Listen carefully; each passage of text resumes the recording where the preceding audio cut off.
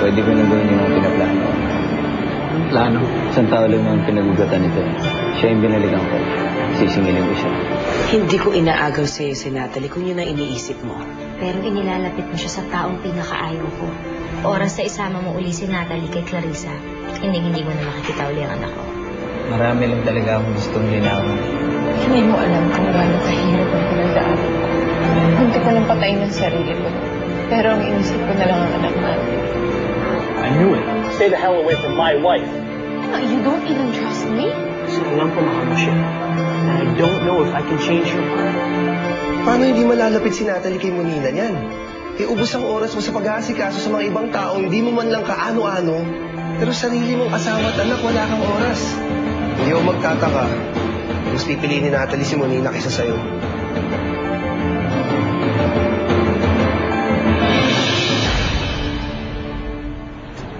Ay, nako Natalie, alam mo? Cute-cute mo talaga at saka itong dress mo, bagay na bagay sa'yo. Bigay po ni Lola Monina to eh. Sabi daw po ni Lola, mahilig din daw kayo sa mga damit.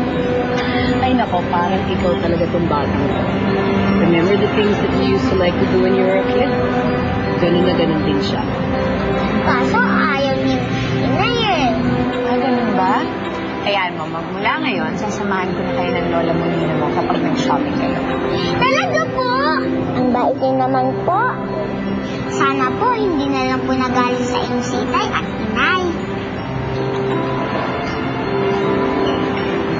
Alam mo, ikaw, eat your food. Sige na, kumain ka na lang. Alam mo, Natalie, ang naganda mo talaga, no? Kapag nagka-baby ako, sana kamukha mo rin. Thank you po. Siguro po kung naging nanay kita, ang bait-ibait niyo po sa akin.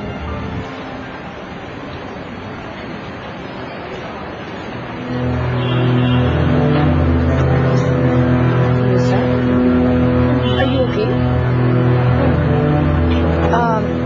Yeah, parang bumabaliktad kasi mura ako. Baka dahil dito sa kinain ko. Listen, Nico, I tried calling Mr. Go, but he's not answering any of his calls. Tapos si Mr. Abrigo, nasa stage siya. We have to act fast, Joe. Malapit ka na maungusan ni Victoria. Nico, I'm working on it, okay? Victoria will not get Oriental Bank. Hindi ako papayag. Hindi madaling kalaban si Victoria, Jerome. Alam ko na pauna nga niya si Ralph eh. Ayaw ko naman maniwala yun. Tito Ralph, he will not choose Victoria over me. Oo nga. Hindi pa nga niya napapirma yung kontrata.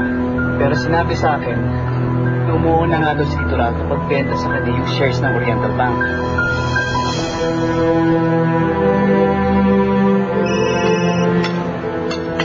Excuse me.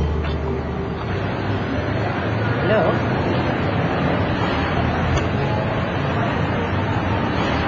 Natalie, sabi sa akin ng Lola Monina mo, mahilig ka daw sa music. Opo, totoo po yun. Mahilig nga po ako sa piano eh. Piano? That's good. Ano bang pangarap mo kapag lumaki ka? Doktor po. Doktor? Bakit?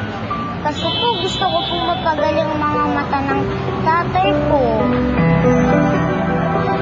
Pwede po bang magtanong? Sure, ano yun? Bakit po ba galit sa inyo si nanay at tatay? Kayo po, galit din po ba sa kanila? Hindi ako galit sa kanila. Mahal ko sila. Kahit galit po si inay tsaka si tay sa inyo, love you pa rin po sila. Sana po magkasama na lang po tayo. Hayaan mo, balang araw, magkakasama din tayo. Buti na lang mababa yung mga interest rates na pinataw sa atin Oriental Bank. At wala tayong late charges. Well, I guess it's one of the benefits of being one of their special clients. Tito Ralph, why did you give your shares to Victoria? Jerome, let me explain. How could you do this to me, huh? Others have betrayed me in the past. Walang ikaw.